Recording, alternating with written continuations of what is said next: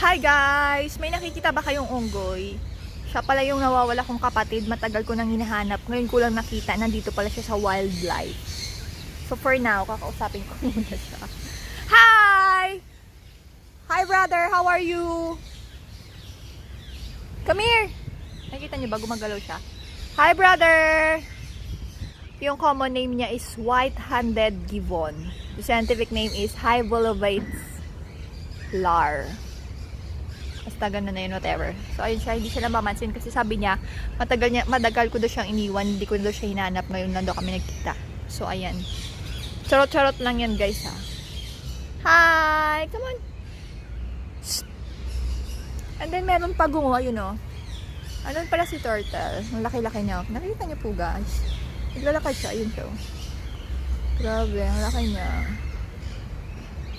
Yun, laki niya. Ang dami nila, oh. Ang dami nila, guys. Ayun, ang dami nila, oh. Oh, naglalakad yan. Oh. Oh, diba gumagalaw ang ulo. Ayun pa, oh. Diba, naglalakad. Ayun, may maliit, ah. Hindi ko alam ang tawag dyan. Basta ganun na siya.